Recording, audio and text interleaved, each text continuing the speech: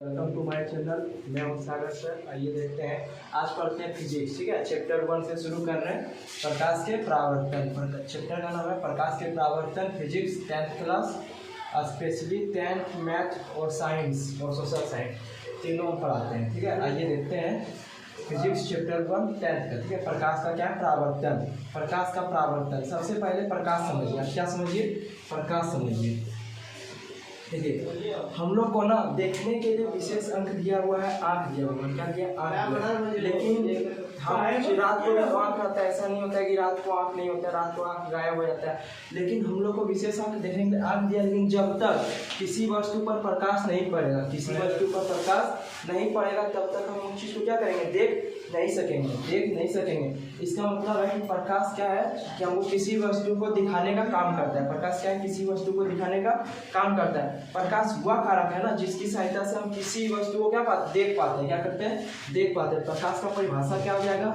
प्रकाश वह कारक है, प्रकाश वह कारक है जिनकी सहायता से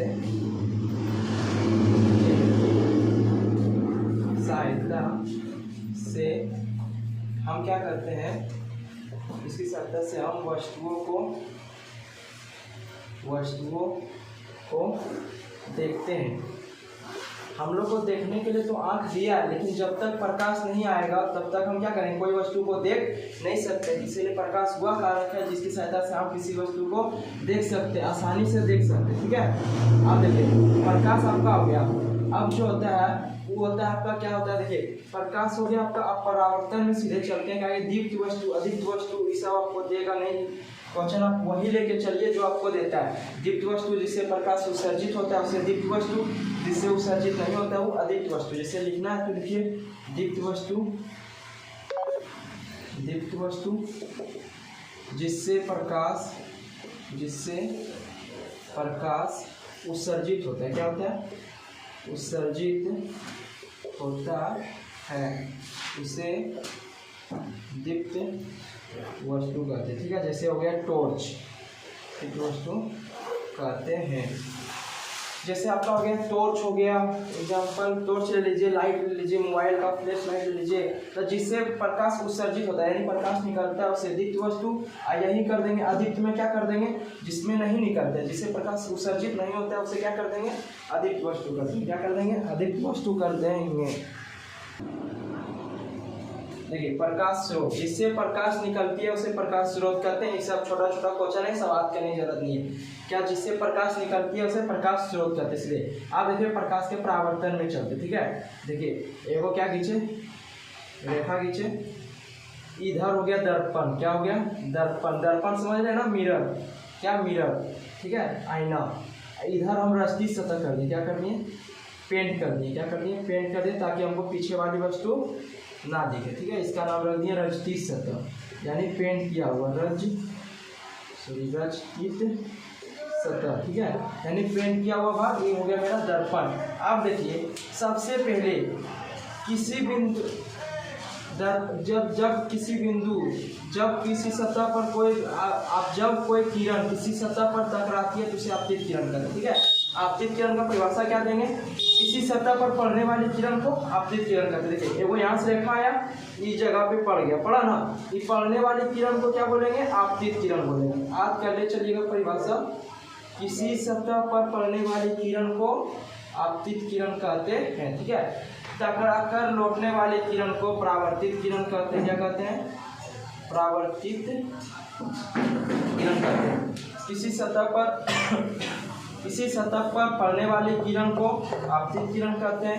टकराकर लौटने वाली किरण को परावर्तित किरण कहते हैं। आपतित किरण जिस बिंदु पर टकराती है उसे आपतन बिंदु कहते हैं। ठीक है, क्या बोले? आपतन बिंदु। ये हो गया आपका आपतन बिंदु। आपतित किरण जो है आपका जिस बिंदु पर टकराएगी, आपतित किरण जिसे आया जिस बिंदु पर टकराई उसे कहेंगे आपतन बिंदु। आपतन बिंदु पर खींचा गया लंब अभिलंब कहलाता है। कोई दिक्कत? क्या बोल रहे हैं? आपका 5 नंबर योग क्लियर होगा, ध्यान से देखिएगा। आपतन बिंदु, आपतित किरण जिस सतह पर टकराते हैं आपतन बिंदु, तथा आपतन बिंदु पर डाला गया लंब अभिलंब। कोई दिक्कत? अब देखिए तो ए वो कोण आपका यहाँ बन गया कि नहीं बन गया? ए वो कोण आपका यहाँ बन गया। आपतित और अभिलंब के बीच को कौन कहते हैं? आपतन कोण यानी कोण आई, आपतन कोण यानी कोण आई, ठीक है। आपतित किरण तथा अभिलंब के बीच को कौन को आपतन कोण कहते हैं? देखिए अ से आपतित, अ से आपतन, याद रहेगा, अ से आपतित, अ से आपतन। आपतित किरण तथा अभिलंब, आपतित किरण तथा अभिलंब के बीच का कोण को जो बोलेंगे उसको क्या बोलेंगे? आपतन कोण। और आपका देखिए परावर्तित किरण और अभिलंब के बीच को कोण को कहेंगे कोण आर यानी परावर्तन कोण। क्या बोलेंगे? परावर्तन कोण बोलेंगे, याद रहेगा। ठीक है, तो क से परावर्तन, क से परावर्तित। अब त्रिज्या भी याद रख सकते हैं, परावर्तित परावर्तन कोण पूछना, अच्छा ठीक है। परावर्तन को परावर्तित किरण और अभिलंब के बीच का कोण को परावर्तन कोण आर कहते हैं। अब देखिए आप प्रकाश के ये आपको अगर पूरा पूछ दे प्रकाश के परावर्तन के नामांकित चित्र बनाइए, ये आपका चित्र बना दीजिएगा, 5 नंबर फिक्स है, कोई रोक नहीं सकता है। उसके बाद अगर किसी का परिभाषा पूछ दे तो भी लिख दीजिए आप। इसे फिर एक बार रिपीट कर लेते हैं। आपतित किरण, किसी सतह पर पड़ने वाली किरण को आपतित किरण कहते हैं। टकरा कर लौटने वाली किरण को परावर्तित किरण कहते हैं। आपतित किरण जिस सतह पर टकराती है उसे आपतन बिंदु पर डाला गया लंब अभिलंब, ठीक है। आपतित किरण तथा अभिलंब के बीच का कोण को आपतन कोण यानी अ से आपतित, अ से आपतन। परावर्तित किरण तथा अभिलंब के बीच को कोण को परावर्तन कोण यानी कोण आर कहते हैं। अब देखिए प्रकाश के परावर्तन के कितने नियम होते हैं? 2 नियम होते हैं, अभी बता रहे जस्ट, ठीक है। थोड़ा देखिए प्रकाश के परावर्तन के 2 नियम। पहला नियम आपका हो गया, देखिए आपतित किरण परावर्तित किरण, आपतित किरण परावर्तित किरण तथा आपतन बिंदु पर डाला गया लंब, तीनों एक ही जगह पे है कि नहीं है? ये पहले बताइए। आपतित किरण परावर्तित किरण तथा आपतन बिंदु पर जो हम लंब खींचे अभिलंब, वो तीनों एक ही सतह पर है। तो पहला पॉइंट हमको क्या, पहला नियम क्या मिल गया? आपतित किरण परावर्तित किरण तथा आपतन बिंदु पर डाला गया लंब, तीनों एक ही जगह पे एक ही स्थान पे होगा। दूसरा ने कोण आई बराबर कोण आर यानी आपतन कोण बराबर परावर्तन कोण। आपतन कोण जितना होगा उतना कौन होगा? आपका परावर्तन कोण होगा। तो आप बेसिकली आप समझ सकते हैं कि हम आपको अच्छा से समझा रहे होंगे। कृपया लाइक शेयर कमेंट कीजिए, धन्यवाद। और आपको बता रहे हैं दोनों नियम लिखवा रहे हैं, जल्दी स्क्रीनशॉट भी देखिए। क्या लिखे? प्रकाश के परावर्तन के कितने नियम होते हैं? प्रकाश के परावर्तन के 2 नियम होते हैं। पहला नियम हम आपको क्या बताया कि आपतित किरण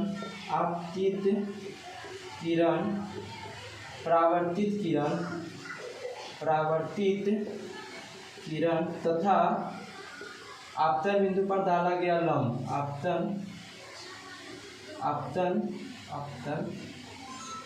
बिंदु पर डाला गया लंब, तीनों एक ही तल एक ही सतह पर होता है। एक ही तल या एक ही सतह पर होता है, ठीक है। आप यहाँ थोड़ा देख भी कर सकते हैं, जैसे आपतित किरण परावर्तित किरण तथा अभिलंब तीनों एक ही सतह पर होता है, ये हटा दीजिए आप। जरूरी नहीं कि हम जैसे बता रहे वैसे ही लिखना, आप समझ गए लिख सकते हैं। अब देखिए दूसरा नियम क्या बताए थे? आपतन कोण बराबर परावर्तन कोण, आपतन कोण बराबर परावर्तन कोण, अर्थात कोण आई बराबर कोण आर।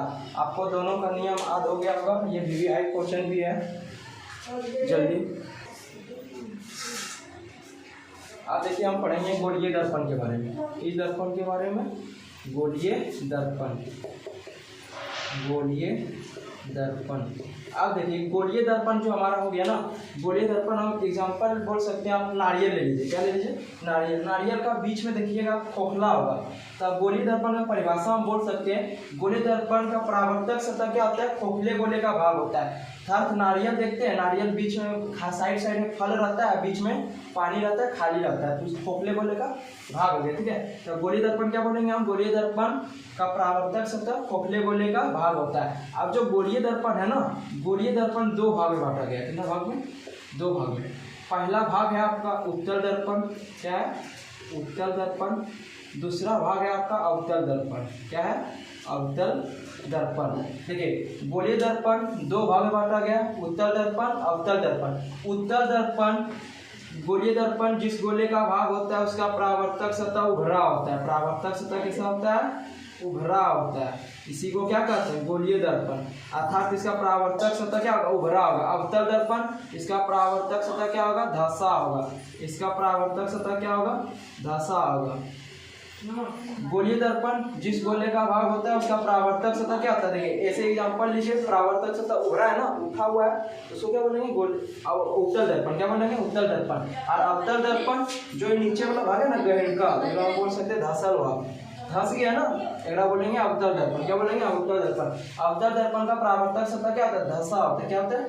धंसा होता है। देखिए खाली है ना, और ये हो गया आपका उत्तल, ये हो गया आपका अवतल। ठीक है, याद रहेगा कि गोलीय दर्पण जिस गोले का भाग होता है उसका परावर्तक सतह खोखले गोले का भाग होता है उत्तल दर्पण। गोलीय दर्पण का वैसा गोलीय दर्पण जिसका परावर्तक सतह क्या होता है? उभरा होता है, तो उठल होता है। क्या होता है? उठल होता है, उसको उत्तल दर्पण कहते हैं। जिसका धंसा होता है उसे अवतल दर्पण कहते हैं। कोई दिक्कत? अब देखिएगा, उत्तल दर्पण का उपयोग साइड मिरर में करते हैं। कहाँ करते हैं? साइड मिरर में। Side mirror, side mirror example जैसे वहाँ गाड़ी है, बाइक ले लीजिए, बाइक आप लोग चलाते भी होंगे। बाइक का जो साइड मिरर, जो आगे वाला आईना लगा रहता है, दोनों साइड एकदम डिक्की के जस्ट, मतलब बोले उसका मुंडी के सामने जस्ट दोनों आईना लगा रहता है। उसमें कौन सा दर्पण लगाया जाता है? Side mirror. कौन सा दर्पण लगाया जाता है? Side mirror. साइड मिरर इसलिए लगाया जाता है चूंकि उसका परावर्तक जो उसका होता है ना कि दृष्टि के क्षेत्र बहुत फैला होता है, उसमें छोटा छोटा चीज दिख जाता है। मतलब आकार, जैसे वस्तु का आकार, मेरा आकार मान लीजिए है 4-5 इंच होगा, तब आईना में खड़ा होंगे तब मेरा फेस उतने बड़ा दिखेगा 5-4 इंच, तब तो एक ही चीज दिखेगा, हमको ज्यादा चीज दिख नहीं पाएगा। लेकिन जो साइड मिरर में उपयोग किया जाता है ना, उसमें हर चीज छोटा छोटा दिखता है, हर चीज छोटा छोटा दिखता है। इसका दृष्टि क्षेत्र क्या होता है? फैला होता है, जबकि पूरा पीछे कवर कर लेता है। हमको पता चल जाता है कि पीछे से कौन आ रहा है, कौन नहीं आ रहा है। ठीक है, उसके बाद और पीछे से क्या आ रहा है, ये जरूरी है। साइड मिरर नहीं रहेगा तो हो सके पीछे से कोई बड़ा गाड़ी आके तो साइड मिरर जरूरी है। अब देखिए, अवतल दर्पण का उपयोग ढेर सारा में किया जाता है। जैसे दंत चिकित्सक में दाढ़ी बनाने, जिसको हजामती दर्पण कहते हैं, दाढ़ी बनाने में किया जाता है। इसमें क्यों किया जाता है? क्योंकि अवतल दर्पण में ना जो फेस रहता है हमारा बड़ा बड़ा दिखता है, और उसमें अगर आपका दाढ़ी छोटा छोटा है ना, जैसे देखिए मेरा है छोटा छोटा दाढ़ी है, ये दाढ़ी क्या होगा? आपका बड़ा बड़ा दिखेगा, जिस कारण क्या होता है? पीछे मतलब आसानी से चुना जा सकता है। इसीलिए अवतल दर्पण का उपयोग हजामती दर्पण में कर सकते हैं। सबका तो लिखा देंगे क्वेश्चन से, PDF सेंड कर देंगे। अवतल दर्पण सीधे बोलिएगा, अवतल दर्पण जिसका परावर्तक सतह क्या होता है? धंसा होता है। जिसका परावर्तक सतह धंसा होता है। अवतल दर्पण जिसका उभरा होता है उसे उत्तल दर्पण। उत्तल दर्पण का उपयोग साइड मिरर में किया जाता है। अवतल दर्पण का उपयोग हजामती दर्पण में। उसके बाद हो गया डिक्की, देखें डिक्की जिसमें पेट्रोल डालते हैं, उसमें कभी अपना फेस देखिएगा बड़ा सा ही दिखेगा, एकदम बड़ा सा ही, तो उसमें कौन सा दर्पण देता है? अवतल दर्पण। सौर कुकर में देता है। उसके बाद और किस में देता है? हजामती दर्पण हो गया, सौर कुकर, सौर भट्टी में हो गया। उसके बाद और अवतल दर्पण का उपयोग देता है वाहन के पीछे वाला मिरर जो होता है उसमें देता है। इस समय कौन सा दर्पण लगाया जाता है? अवतल दर्पण। कौन सा दर्पण लगाया जाता है? अवतल दर्पण। चलिए स्क्रीनशॉट लीजिए, देखिए क्या लिख रहे हैं। गोलीय दर्पण का परिभाषा आपको लिखा देते हैं। गोलीय दर्पण जिस गोले का भाग होता है उसका परावर्तक सतह खोखले गोले का भाग होता है। ठीक है, अब देखिए गोलीय दर्पण हो गया। आप पढ़ते हैं गोलीय दर्पण कितने प्रकार के होते हैं? गोलीय दर्पण 2 प्रकार के होते हैं। कौन कौन? 1 नंबर उत्तल दर्पण। उत्तल दर्पण किसको कहते हैं? देखिए, गोलीय दर्पण जिस गोले का भाग होता है उसका परावर्तक सतह क्या होता है? उभरा होता है। गोलीय दर्पण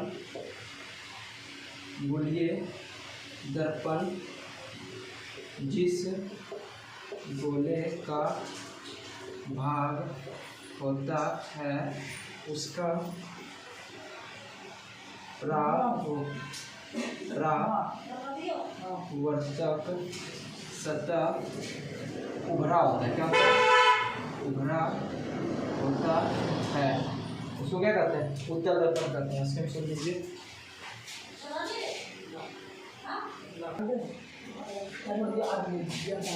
क्या लिखे? अवतल दर्पण। दूसरा, गोलीय दर्पण जिस गोले का भाग होता है उसका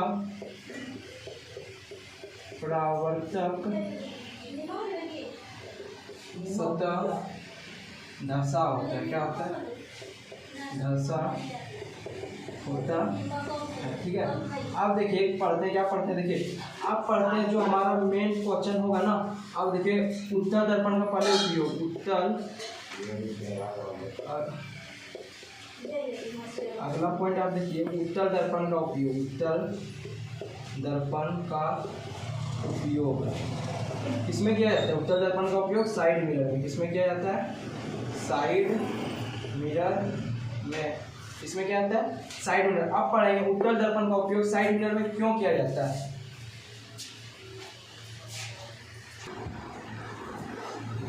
क्वेश्चन है उत्तल दर्पण का उपयोग साइड मिरर में क्यों किया जाता है। ठीक है, तो हम बताएं उत्तल दर्पण का साइड मिरर में उपयोग इसलिए किया जाता है क्योंकि जो साइड मिरर में उपयोग किया जाता है ना, उसका आकार जो बनाता है, वस्तु का आकार वो छोटा बनाता है, बड़ा दृश्य क्षेत्र को दिखाता है। मतलब बहुत बड़ा क्षेत्र को एक बार में दिखा देता है, एक बार में कवर कर लेता है। ठीक है, इसीलिए उत्तल दर्पण का उपयोग साइड मिरर में किया जाता है। ऐसा तरीके से लिखिए, उत्तल दर्पण का उपयोग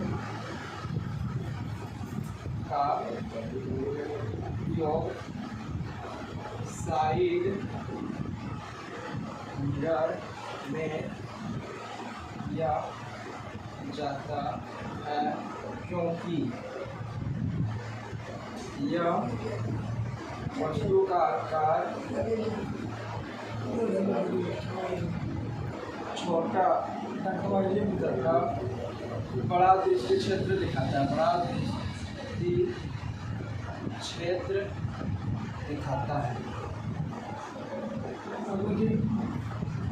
ये मतलब वस्तु का आकार जो दिखाता है छोटा दिखाता है, बहुत बड़ा एरिया को क्या करता है? कवर करता है। एरिया मतलब होता है जगह, क्षेत्र। जगह क्षेत्र बहुत बड़ा एरिया पूरे बारे में कवर करता है, इसीलिए इसका उपयोग उत्तल दर्पण में किया जाता है। ठीक है, देखिए अवतल दर्पण का उपयोग सीधे बोलेंगे अवतल दर्पण में, सौर कुकर में, टॉर्च में और क्या सौर भट्टी में। सौर भट्टी हो गया आपका, इस सब में किसका प्रयोग? अवतल दर्पण का प्रयोग होता है। ठीक है, आप पढ़ेंगे सीधे आपको ले जाएंगे कहाँ? पूरे मुंह अक्ष प्रधानक, ये सब में आपको सीधे उठा ले जाता है। ये आपका हो गया गोलीय दर्पण। ठीक है, गोलीय दर्पण का सीधे, ये गोलीय दर्पण जो हो गया, गोलीय दर्पण का मध्य बिंदु यहाँ होगा और यहाँ होगा। ठीक है, मध्य बिंदु, गोलीय दर्पण का जो मध्य बिंदु है वो ध्रुव P कहलाता है। क्या कहलाता है? ध्रुव P कहलाता है। ध्रुव का संकेत है P। ठीक है, गोलीय दर्पण का ये जो गोलीय दर्पण है इसका जो मध्य बिंदु है वो क्या कहलाता है? ध्रुव P कहलाता है। ये मध्य बिंदु को मिलाने वाली सरल रेखा PC, सरल रेखा PC, मुख्य अक्ष PC को क्या कहते हैं? मुख्य अक्ष या प्रधान अक्ष कहते हैं। PC को क्या कहते हैं? मुख्य अक्ष को, या मुख्य अक्ष को क्या कहते हैं? प्रधान अक्ष। मुख्य अक्ष या प्रधान अक्ष कहते हैं। मुख्य अक्ष या प्रधान अक्ष कहते हैं। गोलीय दर्पण का ध्रुव P केंद्र C को मिलाने वाली सरल रेखा PC मुख्य अक्ष या प्रधान अक्ष कहलाता है। उसके बाद नहीं बनेगा, हम नहीं बनेगा। गोलीय दर्पण जिस गोले का भाग होता है उसका केंद्र, सॉरी, यहाँ से यहाँ तक। गोलीय दर्पण जिस गोले का भाग होता है उसका केंद्र वक्रता केंद्र C कहलाता है। क्या कहलाता है? वक्रता केंद्र C कहलाता है। गोलीय दर्पण जिस गोले का भाग होता है उसकी त्रिज्या वक्रता त्रिज्या R कहलाती है। धन्यवाद। Please like, comment, share.